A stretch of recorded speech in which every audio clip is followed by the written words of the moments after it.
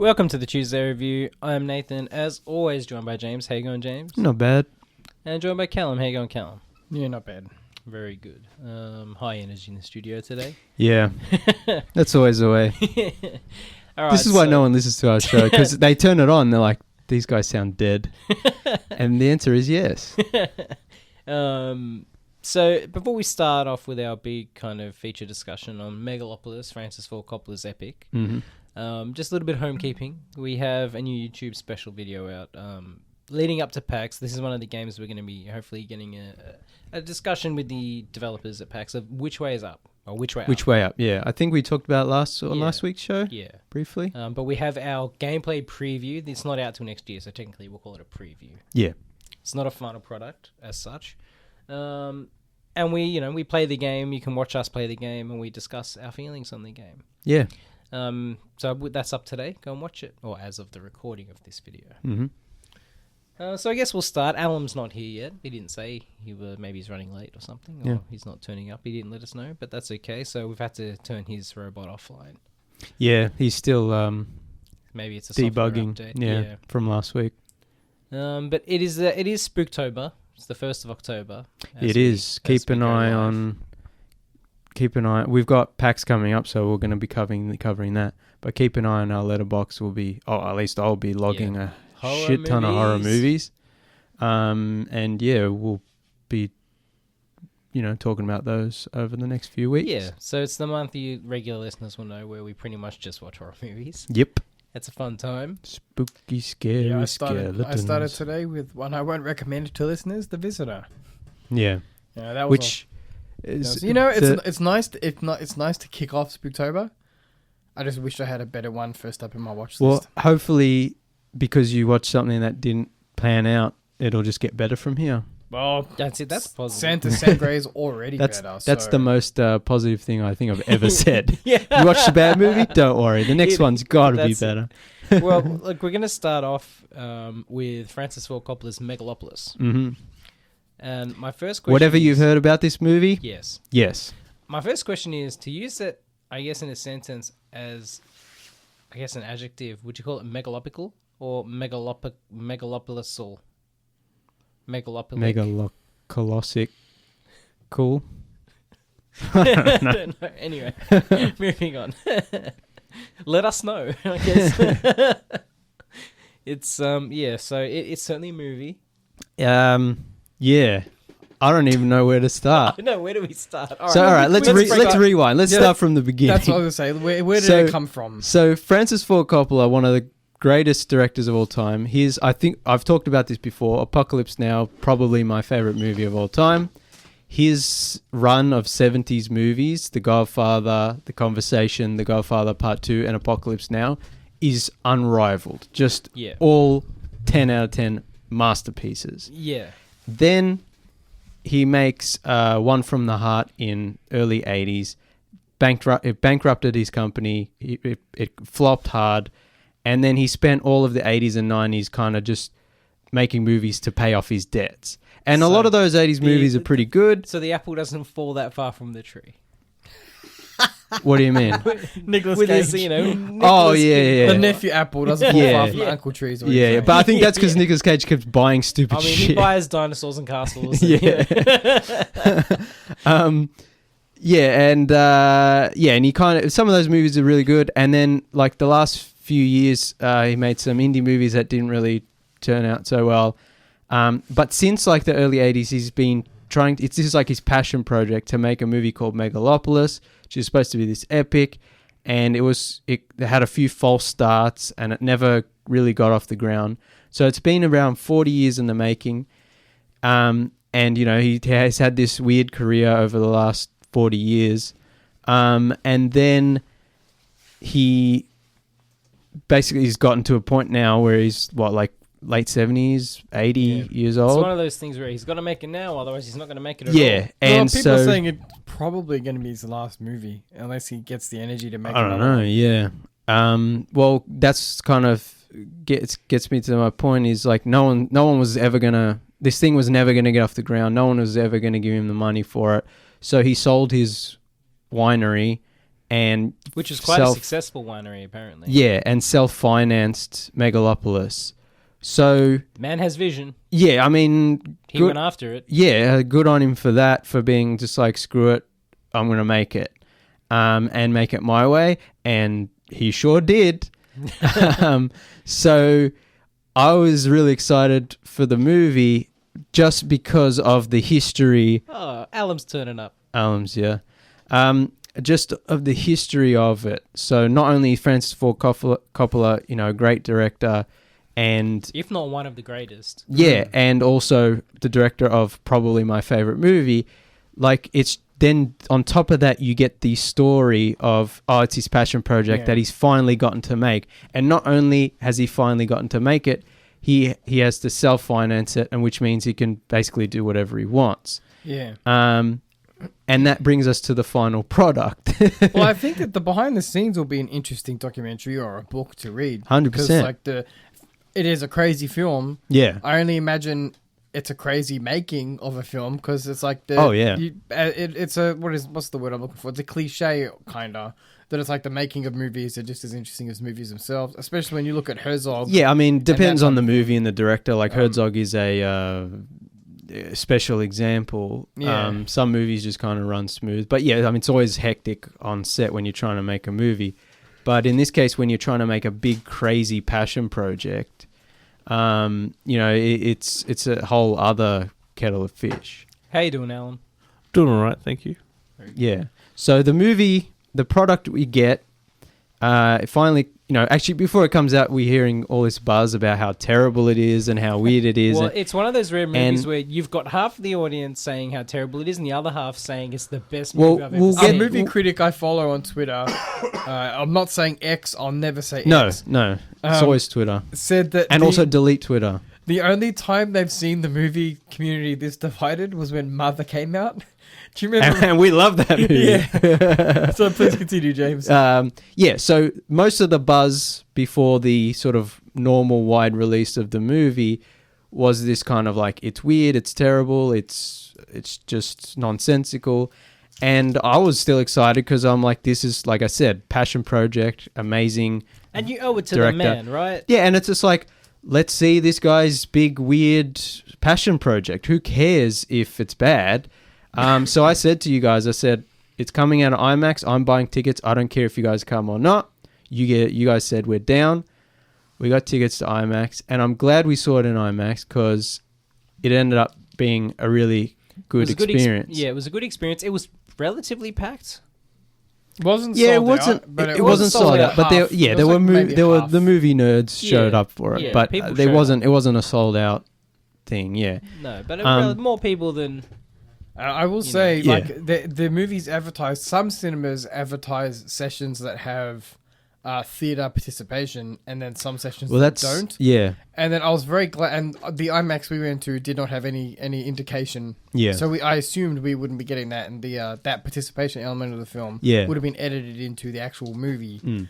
But we were very blessed to have theatre participation in our screening, so that was nice. Yeah, so that's another full experience. That's another thing, is like, this movie's so weird, and there's also a bit in the moment where someone in the audience actually speaks to the Adam Driver's character in the film, and Adam Driver responds. So it's like this whole weird behind the scenes, and then there was this marketing stuff up with, like, they were using AI imagery in posters or something.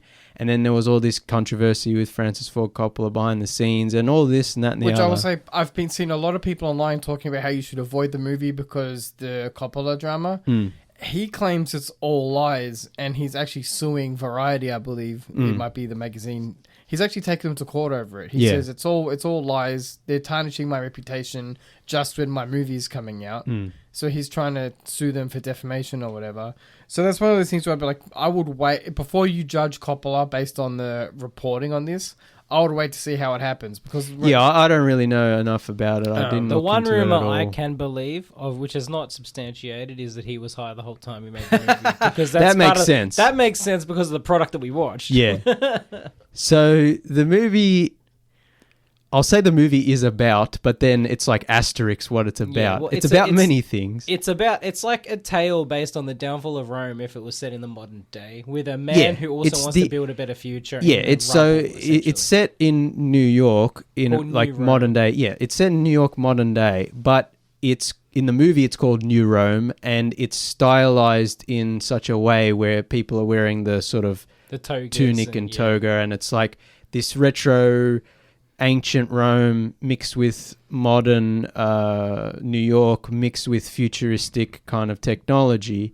And it's basically the fall of the empire, which is obviously a commentary on what's going on in America now. And basically it follows Adam Driver's character, Caesar Catalina, who's like this amazing architect and artist who wants to build a utopia and like make everyone equal. And he's created this this special technology that's like a special material that's it's building. Essentially magic, though. Yeah, pretty much. Yeah, it's this that's building. the easiest way to describe it. Yeah, this like self-replicating building material that it can do anything. That can do anything. Yeah, it's like the Philosopher's Stone. Yeah, it's modern day asbestos. Pretty much. We don't know the health consequences of the material. Yeah, that's the sequel, Megalopolis.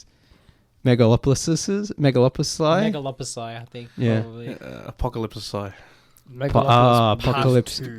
Megalopolis now. Yeah, and so he's trying to create this utopia, and meanwhile, the mayor and the other politicians and wealthy bankers and who are stylized as like wealthy Romans, like the senatorial Rome kind of deal. The oligarchs. Yeah, exactly. Yeah. And they're like all against him because they're like, we're greedy and we want money and we don't care about people. So that's like the basic story. But the movie has so many subplots and random things going on. It's just a mess, and nothing really ties up at the end. Nothing really matters. Yeah. And I think this is a problem with like when you have a project like Coppola's, where you've written and rewritten God knows how many times. Yeah. There are probably story plots that he had in his third draft that he did not want to let go of in, let's just say, the 10th draft. And so you're like forcing these little story plots that have grown dear to him into a larger story, and it's just like you can tell they're not connecting It definitely feels like an epic passion project because he's just like, and then this happens, and then this happens. It's like a bunch of ideas that he's smushed together into a movie. Did he edit it as well? I don't know if he edited it himself. Well, it's like he needed someone, maybe an editor or not, he needed someone to be like, not to change the product, just to be like, you haven't finished I this think plot line, that would be like a script editor. Like that would be before you film it. Like, because there's so much going on that, so by the time you get to filming it, then that's like a whole nother thing. Whereas like now you have to, and then you have to work it into But I feel like this movie would have benefited from someone, almost like having someone for continuity. Like, just having someone to be like... No, I mean, again, to the writing stage, he needed a lot of rewrites and a lot of whatever.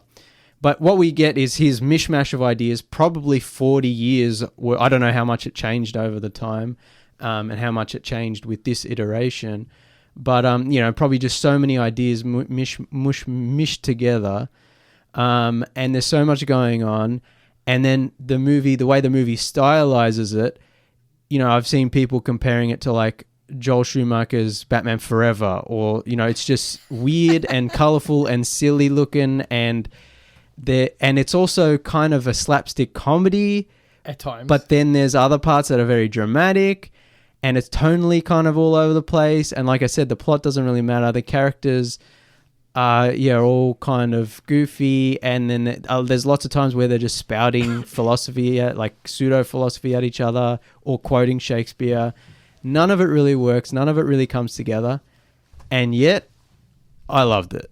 It's so interesting to me because I think that when you take the movie as a totality, I don't know if that's the right word to use, but when you take the movie as a complete whole and then you think about it, what you have is something that's more like a graphic novel of sorts, or like if you were to take this exact premise and you were to change the format, I think that people would be a lot kinder towards it.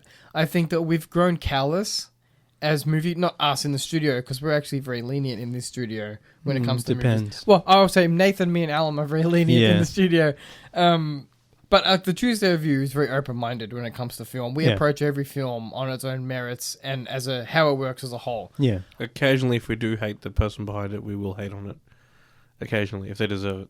Well, it depends. Usually, we won't even watch it. I don't know, but sometimes you do it unfrosted. But that's not the end of it. Oh, look, but none of us were hating on the... No. I will say... I was complaining about Seinfeld's stupid shit, but I wasn't like hating on him. If I hated him that much, I wouldn't watch the movie. To Elm's credit, though, he is correct in one point.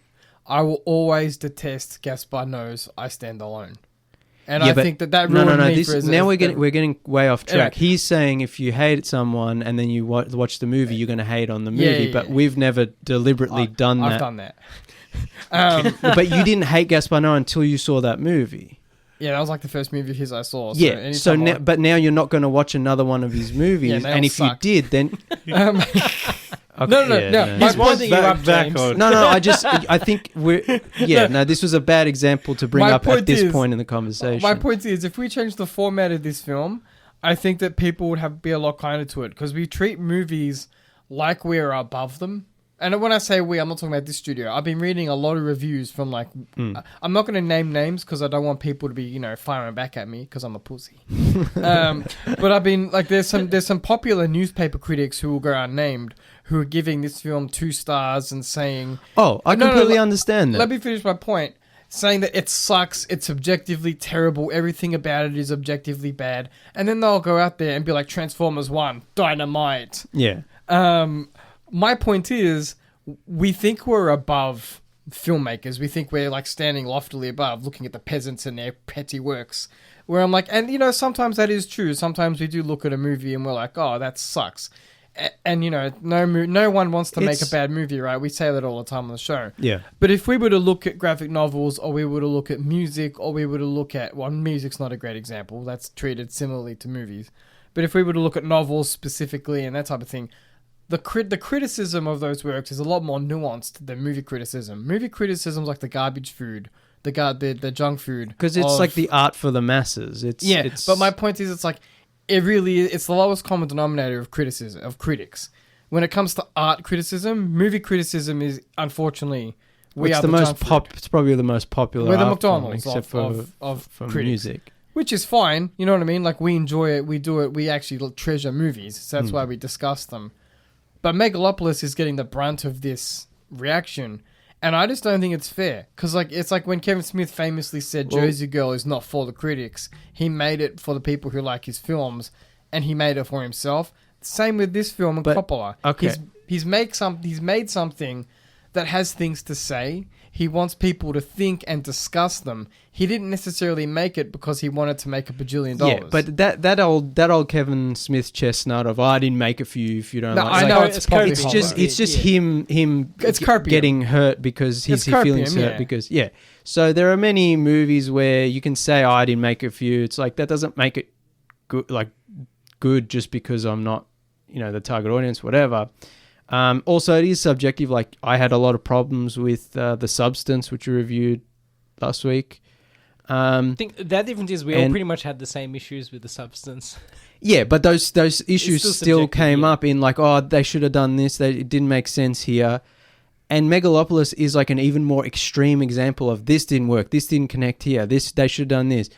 And yet the end product is much more interesting and weird and fascinating and... more entertaining and fun to watch. Oh, I would compare it to The Substance, definitely. Yeah. So that's what I'm saying is there's, yes, a lot of the time we talk about, this subplot didn't lead to anything and this character, And yes, Megalopolis has all that, but when you're watching the movie and it's going crazy and going here's a new plot point, here's a new character, here's Shia LaBeouf in a dress, here's a weird CGI background for no reason, here's this, here's that, here's a dance sequence, and you're just I was the second half of the movie, my jaw was just dropped the whole time, and I'm just what is this? This is insane. As Callum said, that's a good way to described it. The movie's a fever dream. It's an 80-year-old guy just throwing every idea at the screen and just having this weird fun. Like, somebody says like, Francis, this doesn't make sense in the movie. And he's like, it makes sense to me. Yeah, That's it. Well, he's just taking a huge hit of a blunt, just like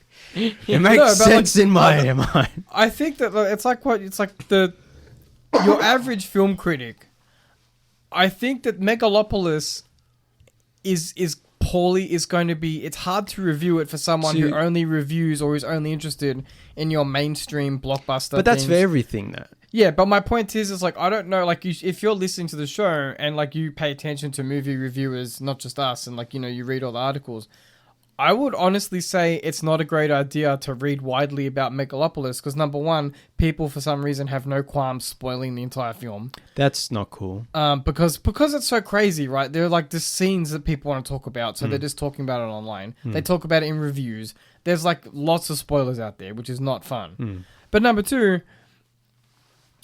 Like, I've seen takes of Megalopolis from people who get paid very well to review movies that I think are just in bad faith. Because, like I said, my reaction to Megalopolis was how it made me feel on the whole. Because it's a vibes film at its core. Yeah. And a lot of people aren't treating it like that. They're treating it like it's supposed to be this... But that's fine, because the movie is definitely striving for something. You know, there's this social message. There's this sort of... what's the word I'm looking for? There's a context between at every level of the film. Yeah, so the movie's going for something. It doesn't really quite land. It's quite ham-fisted. It's about a message for the future. Yeah, and it doesn't really cringe. work, and it's clunky, and it's very cringy. The whole movie, and just even without the message, like just the scenes of like characters, the dialogue's very cringe. It's like, you know, 80-year-old man trying to write hip dialogue. Some of it's very funny on purpose. Go back to the club. Go back to the club. Oh, wait. I got that. Hang on. Yeah. I mean, that was like peak writing right there. That was the best performance. Okay. Yeah, no, it's peak writing. Don't forget the foghorn leghorn, yes. Where was that? I don't remember. It was in the same scene. Oh, no, I've lost it. He goes, yes. And then she says it again. He goes, yes. Yeah. Oh, yeah, what was that part of? Adam Driver's was like... The same scene. Adam Driver's probably like, Francis, I don't think this would be the right No, line. but they repeat the same... No. So he gives him the blunt. He's like, you take a whiff of this. Hang on. I've got there's too many strands. I can't follow them all. So one of the reasons this movie works at all for me is because of the performances and because Adam Driver carries this movie on his big old Ben Swallow back. He's so good saying this ridiculous dialogue. His performance is great, and he's really makes what could have been a really boring, dull, drag down of a movie. He makes it so watchable, as do all the other cast members. Even when they're not so great, it's just there's an energy to it. Yeah. And this was Adam Driver's line reading, which is possibly one of the greatest line readings ever. Back to the club. Have we got it? It's loading. It's loading? The internet. So go back to the club. Did you hear that? Back to the club. Yeah, okay, we got it. So go back to the club. And you have to, if you're visualizing this at home, he like wiggles his head a little bit as he said it, like dancing. Yeah, it is amazing. So there's that, that elevates the film. Also, visually, the movie's pretty awesome. Again, there's like dodgy CGI and some weird, but because the movie's so stylized, some of it works. That cartoonish looking, you know, the obvious green screen. Some of it doesn't. And then there are other parts that just look really good. There's a scene where you see skyscrapers and it has shadows dancing in front of skyscrapers. Do you remember that scene? Yeah, I remember what you mean the statues falling over? No. There's a scene where around that. Oh yeah. Yeah. I didn't like it at first, but then later on, I was like, actually, it was really arty, and I kind of liked it. And I think it's one of those things where a lot of people might find it cringe. And just to end up that point I'm trying to eventually get to. Yeah. I think ultimately a lot of people are unhappy with Megalopolis from what I've been reading because the narrative is a mess, which it is a mess. You know, you can't get around it. But like, I don't want to sound like I'm being too much of a prick. I think a lot of people think Francis Ford Coppola is just an idiot. You know what I mean? I think that he knows that the story is a mess. He shot it anyway. I like people saying about like they thought that the movie was like people were laughing, think like, does he realize that's a joke? Of course he realizes it's funny. But this is my thing though, is there are parts of it that I'm like, that was definitely a deliberate joke. Then there are other parts of it where I was like, I can't believe this is happening. Yeah, no, This is mean, hilarious. Like, there are people online unintentionally. Yeah, there are people online thinking that it's supposed to be a drama, and it's like not no, funny. it's definitely, at all. Yeah, definitely. but like that's what I'm saying. People think he's an idiot out there. Yeah, and I'm like, he's not dumb. I think that he knows that the story is a bit of a mess, right? So like, yes, we can talk about we can point at all the plot holes. And like, yeah, sure, we can point them out, like everyone else online, pointing out the plot holes and the dumb things, or whatever. But when you take the story as a fever dream and you look at it as a whole, like that's the way to appreciate this specific movie. Because if you're gonna get yourself bogged down into like picking at all the little threads that are dumb or all the things that don't work, yeah, sure, we can leave the studio being like, yeah, what a shit film. I would just say, but then again, you're not having fun with it. No, Callum, I would just say, don't worry about what other people think. Yeah, well, there's that part, but also it's like, also I feel if like you're saying, "Oh, Francis Ford Coppola knew it was a mess," it's like, well, why didn't he fix it to make it better in the first place? How do you know he didn't fix it, James? And this is the end result. But that's what I'm saying. Is that's what makes it so amazing and crazy and hilarious? No, I'm is not like, saying. I'm saying like, did he know? Like, how much did he know? Because it's all over the place. Yeah. And so that's where we need another rewatch. Yeah, I mean, I'm definitely seeing this movie. Yeah, this is why I liked it so much, because I'm like, it's a mess, but it's such an entertaining, fun mess. I want to see it again. And like I was saying before, visually, it was worth seeing at IMAX. That when they're actually IMAX the IMAX scenes felt like there was a festival scene. Yeah, Saturnalia. And there's like split screen, the IMAX screen got split into thirds, and it was amazing. And it's like the full. Yeah, it was really good looking movie. And it's loud and the music and the whatever. And there's like a drug trip sequence that's really cool. Yeah, that was awesome. Yeah, so it's worth watching that. But yeah, it is a movie that I can understand why people don't like it, and I can understand a lot of the negative backlash. A lot of it is in bad faith, but I think, we were joking. It's like, is this movie good or bad? Yes. I can understand. It is. It does make sense that people are like, what the hell is this? This is garbage. Like, it's insane. And I'm like, yes, that's why it's kind of amazing. Yeah. Because it's this filmmaker who's just like putting it all out there. He's just like, I'm going to go for it. And it doesn't really work. But at the end of the day, I was just like, mouth agape going like, this is crazy. Even He's having crazy. seen This is awesome. Even having seen it, knowing how cringe it is at times, knowing what a bit of a mess it is, I still think it's going to be top 20 films for me.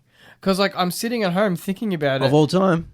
Maybe. For you. Maybe. I know that's a big call, but like when I think about some certain scenes and then just the vibes of it, it's so fascinating. I mean, it does stand alone. It's fascinating. Yeah, that's the word I want to use the most. Yeah. It's just like I'm thinking about these things like I want to see it again. I want to see it again on a big screen. We were just talking to our silent audience member Rafal, who's not here, and even if he was, you wouldn't know. The audience would never know.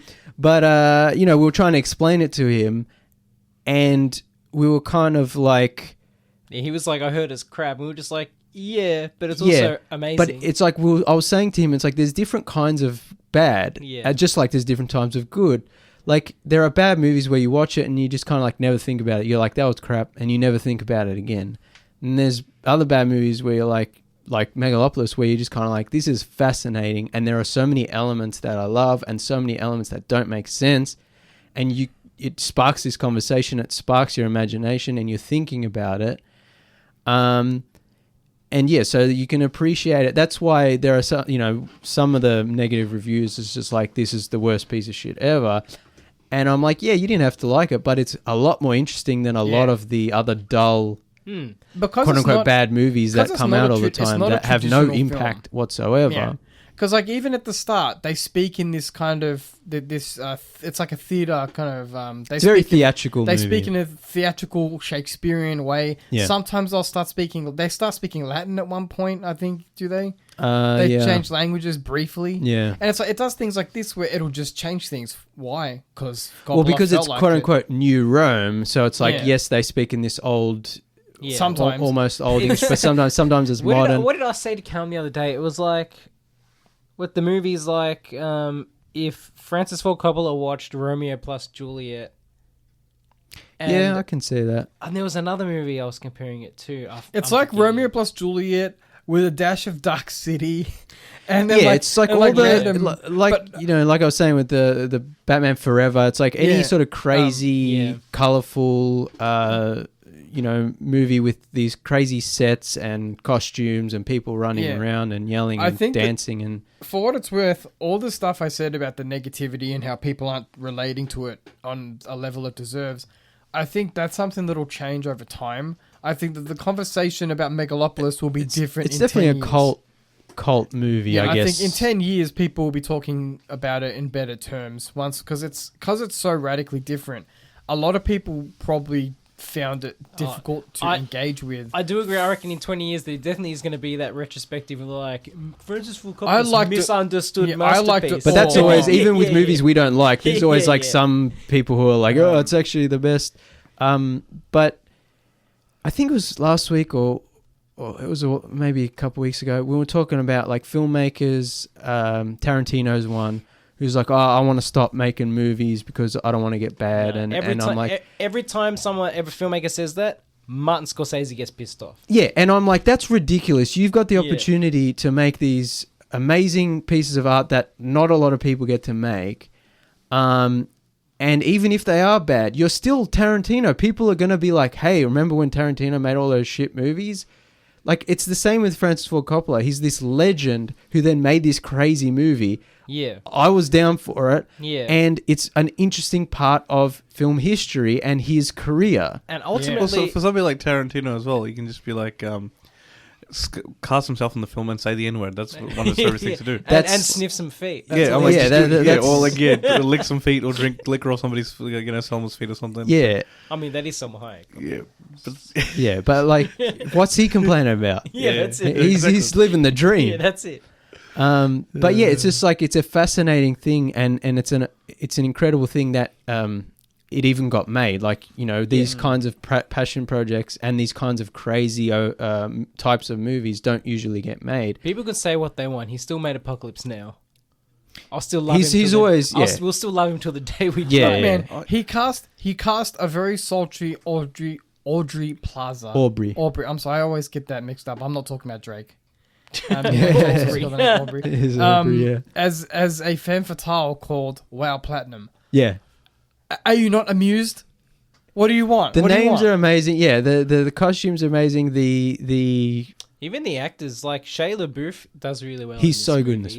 I'm not really a fan, but he's very funny. Allegedly, he was out of acting. He wasn't acting. He wasn't acting. He hasn't been retired, anything right? in a while. Yeah. No, I bet he wasn't acting in the film. That was just him. Yeah, no, he went through some stuff, went to therapy, got sober, and he was a stay-at-home dad.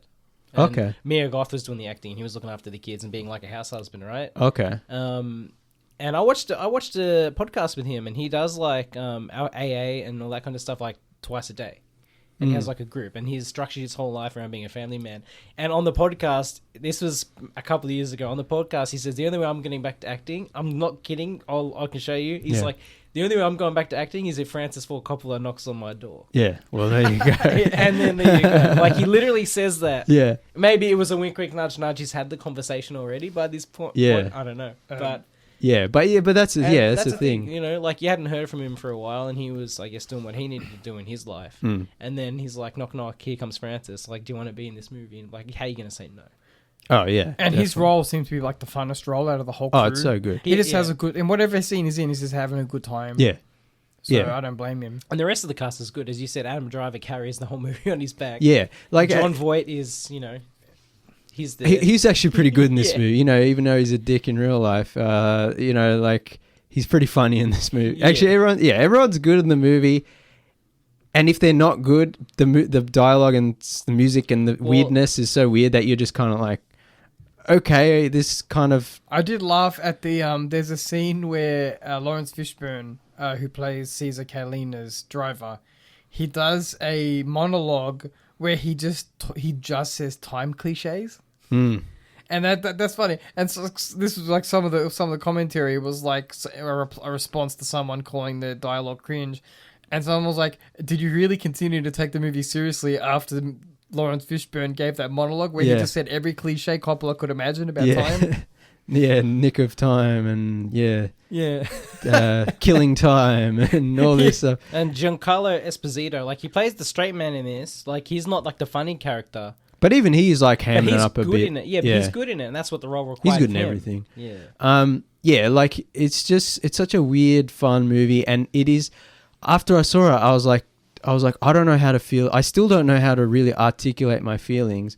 I was like, the whole time I felt cringe because I was like, this is like just bad, and the dialogue's cringy, and it's so garish. Is that the right word? I think so. Garish, yeah. You know, like it's like it's over the top to a point where you just kind of like it's very exaggerated. Yeah, and yet I was like, I loved it. I was like, is there a word for positive cringe? I'm like, you know, I was like comparing it to like Nathan For You or The Rehearsal, where Nathan Fielder's doing something really cringy, and you're like, ugh. Why did Nathan Fielder get a role in this movie? Imagine him as Caesar Catalina. That would have been amazing. But yeah, you know what I mean? Like we watch those shows and we're like, oh, that's so cringy. I can't believe they did that. Oh, da, da, da. And I was watching this movie, but also like having so much fun. Yeah.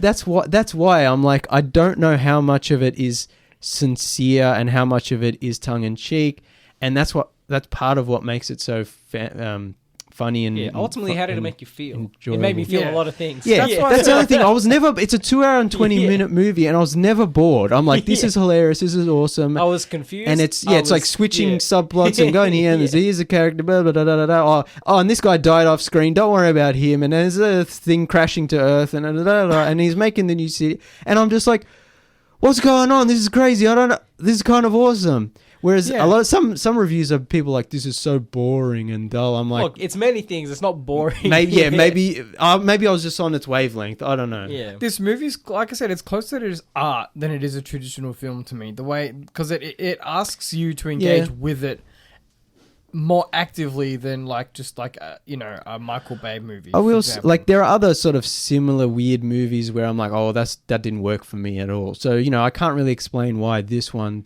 did. It was just this jumble of craziness. Just because Coppola still got it. Maybe, still got it. I mean, it's the kind of the dying of the light. The old man could be my last movie. Let's just give it everything I have and but I mean that could have been not enjoyable at all. For us, a lot of people aren't enjoying it, but you know what I mean. But at least you can tell he tried. I guess. I mean, I don't know.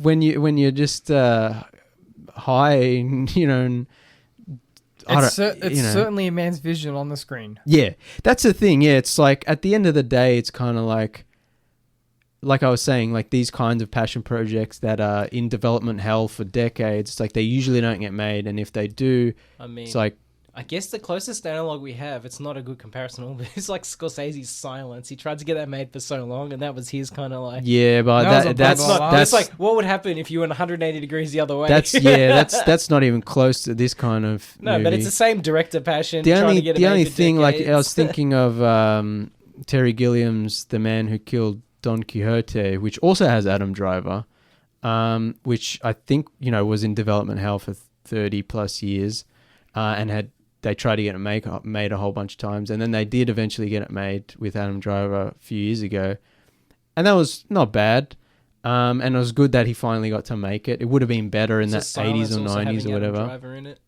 Ah, yeah, there we go. He's the best. He's the man who makes things happen for these old directors. Yeah, I think he's just he's a really good actor too. So it's like, these kinds of passion projects don't always work out, and especially when it's something that's so not really commercially viable at all. Yeah. And then he's just like, screw it, I'm gonna make it. And weird long movie, like the cinemas would be like, nah, mate. Yeah. And I have to get somebody to go out there and talk to the screen. Yeah, well, we were talking, apparently Francis Ford Coppola originally wanted Amazon to develop an AI sort of thing where audience members could yell out Well, they use questions. an app to type in questions, Oh, okay. and then the AI would like generate a response. Or it would pick. It would pick the most question. relevant Yeah. take of Adam Driver answering that Yeah. question. Which yeah, I mean, they can deepfake that kind of stuff pretty easily nowadays. Him just generate his voice and yeah. But it didn't that would come actually to fruition.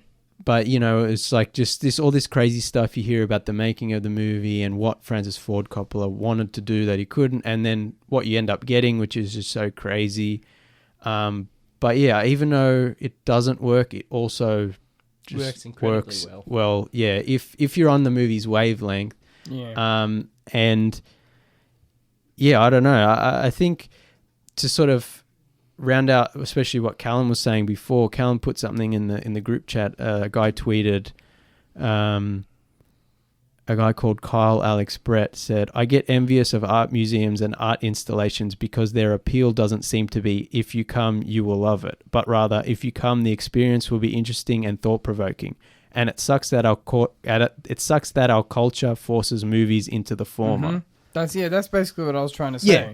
And because I think that's what Coppola has achieved, is a movie that doesn't need to be good by traditional standards because it makes you think about it and it makes you talk about it.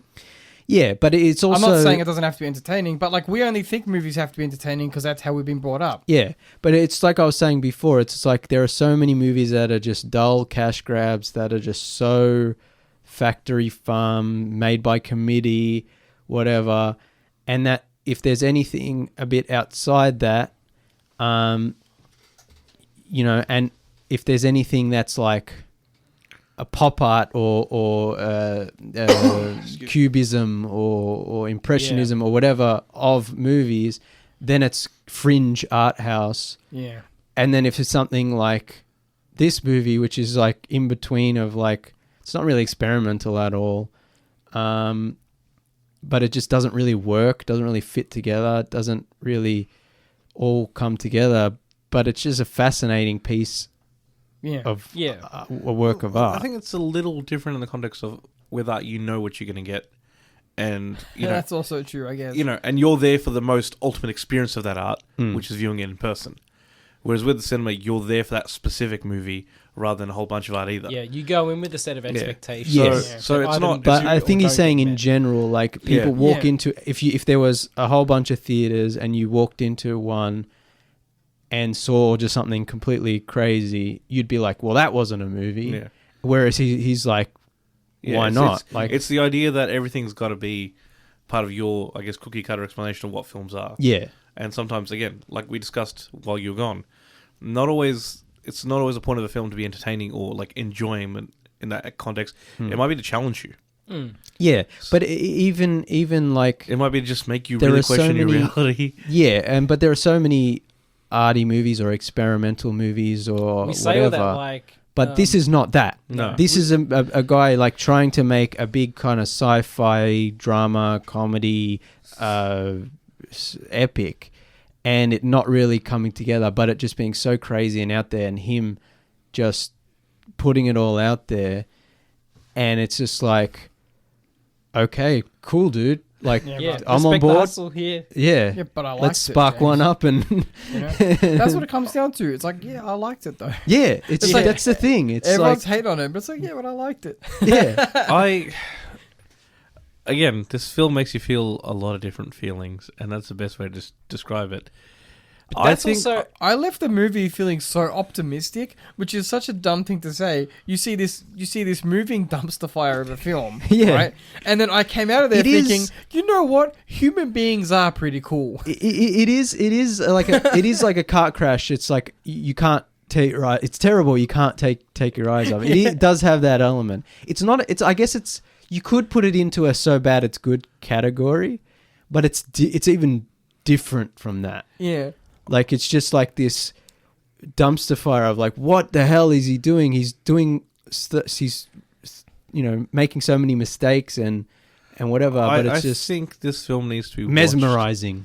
multiple times, at least 3, Yeah. 100%. before anyone can levy a full judgment on it. Yeah, I agree. Yeah. Like- we need to rewatch it when it comes out on like 4K. The Yeah. best way to Hell watch it. yeah. Get the big box set. I'm And we need to getting- take notes as we watch it. Yeah, I'm getting the Because- limited edition. Because one watch of this film, Yeah, me too. I feel it's not enough. Like, especially again, if somebody's gone in this with like I'm going to review it, and that's why I'm watching this movie. It's Like, not. You can't review this movie after one watching in the No. cinema. I You mean, cannot. Especially if you're not taking yeah. notes No, and you're not. but we're like, not. I would say organising your we're not thoughts levying as a you full watch. judgment. We're discussing the film, Yeah. and I think if we conclude with the idea that the best rating to give this is all right, 5 stars for now on Letterboxd, but judgment pending still Yeah. because well, that's I mean, yeah. Thoughts I processing. don't know if That's I the can thing. judge it. Because like I said, ultimately, I want to watch it again, and Yeah. I enjoyed it. I'll buy it. What more does a 5-star require? But this is why I don't like the star rating, because I've always talked about how it's an arbitrary system. It's like there are different types of good movies, there are different types of bad movies, there are different types of 5-star movies, and there are different types of 3-star or 1-star movies. Like there are so many different types, and like that guy on Twitter was saying, like we were just talking about, like you're pigeonholing movies. It's like, well, this has to be this and this has to be this, and these are both good, so they're both 5 stars, even though they're good for completely different reasons, or I enjoy them for completely different reasons. You know, I've talked about before, I rate films on how much I enjoyed them, not how technically good they were. Yeah. I don't care if there's a really great movie I just didn't vibe with, and I'm like, I don't know, 2 stars, who cares? Yeah. I'm not a big fan of Denis Villeneuve's Dune. And everyone loves that movie, and I'm like, It's average. I mean, Yeah, I guess it's well done. It's well constructed. I don't think it's in the spirit of. Yeah, so I have problems You know what I with mean? it. Yeah, and so this is why it's hard to tell people. Like we were saying before, it's like, is Megalopolis good or bad? Yes. Yeah. I mean, look, would I recommend it for someone who wants a bit of an entertaining challenge of a movie? Yes. But not challenging in the way of like the subject material is No. dark No. or Creatively confronting. challenging, Yeah, yeah. it's not challenging just- in that it's dark. It's and a bit. Yeah, it's a brooding and- messy movie, and it's not. Again, it's not like a so bad it's good B movie, but it does have some of that energy where you're Yeah. kind of like, is this for real? Is he being serious? As we can't left, tell. I said it might be the greatest B movie of all time. Yeah, but it's which not a is- B movie. It's not a at all. But yeah, it's got some of that energy of It's got like, some of that stank on it. yeah, It's like if someone gave Roger Corman $1 billion. Yeah. Well, Francis Ford Coppola got his start with Roger Corman, his Of course first he movie. did. Yeah, so Yeah, but it's a hard movie to describe. It's a hard movie to review. And it's not a movie I would really recommend to anyone unless this is one of the few movies where I want to watch the featurettes that come on the disc. Yeah. want Normally everything I about don't. it. I don't care about that, but I think it will be illuminating. 100%. Yeah, I mean, I always like to watch the behind the scenes stuff, but especially for this. Yeah, I think it's necessary. Yeah, But I will say is, like the best endorsement I can give it is I was happy when I left, and I was thinking about it all the time. yeah. But that last soliloquy, that last what's the word? Monologue that I won't spoil. I thought that was amazing. It touched me deeply, and then that final thing you see at the end after the final sequence, not credits. Yeah, but, I thought that was really great too. A really positive message that we really need right now. And it's not something we get a lot, like this utopian kind of feel-good energy running through it. I mean, like I was saying, like the message doesn't really quote unquote work, or not everything really comes together, and all the subplots kind of don't really lead anywhere. At least not satisfactorily. But it is something like that I appreciate. It's like it's, even though it is ham-fisted and on the nose, and it's like it's clunky and it's not handled well. So I always appreciate the whole, like, yes, the empire is falling. How can we help the people? And again, it doesn't really work. It's kind of silly and ham-fisted. But eat the rich. Which is funny because, Francis Ford Coppola spending $120 million on his own movie. And he's not rich anymore. Yeah, but then in the whole movie is just like, we should spend more time and money on making it better for the people. But then we've talked about this before. It's like making art, making movies, so important. If that stopped, I wouldn't be even though the only thing I love is movies. If that stopped, so that we could use that money to help people, I wouldn't be sad. But I think the way the world is now, if they stop making art and movies, and especially with places, we would quickly fall into a dystopia. yeah, because and what do people have to especially look forward to? especially in Just places, drinking. especially in places like America where they're like banning books, and you know, there's all this like media monopoly and propaganda and all this stuff. That would lead down a very dark road very quickly. And we've talked about movies as empathy kind of machines and stuff. Yeah. But just, like we were talking about, just as art, it's just an interesting piece of work that might It's not... a little experiment. Yeah, it might not have really, gelled together, but it was like... fascinating is probably the best. Yeah. Yeah. Was it good? Was it bad? Yes. And it was fascinating. Fascinatingly. It had moments that awed me. There were parts that I'm like, this is Francis Ford Coppola firing on all cylinders. Yeah, and then there were moments where I was like, oh, and why? Yeah. Why? Sometimes even the greatest cars misfire. Yeah. Yeah, But, it's just... I don't know. And then there were It's like- moments where I was like, who in their right mind told him he could do this? In both the good and bad way. Yeah, that's also another great... Because, I was just talking about like cookie cutter, bland movies. It's like, he's a guy just doing whatever the hell he wants. And not all of it really works. But he's going for it. Like And I'm like, I love that. It's one of the biggest swings in cinematic history, and it doesn't really connect. One of the biggest but misses it's like, too. good on you for taking that massive swing. Well, yeah, exactly. It's like, I There are appreciate... scenes that are entirely like metaphor. Yeah. And then everything around those scenes is like, it's literal. Yeah. And it's like, okay, I guess I'm supposed to infer that this isn't really happening. I guess. Yeah, I don't know. It's just... Like the scenes with the statues. Yeah, that was so cool. Oh, that was awesome, yeah. Yeah. There's so many... And I don't want to spoil anything, but there's so many subplots where you're just like, what? Huh? And then like a character shows up and you're like, what? That... Oh, okay. And yeah, it's just...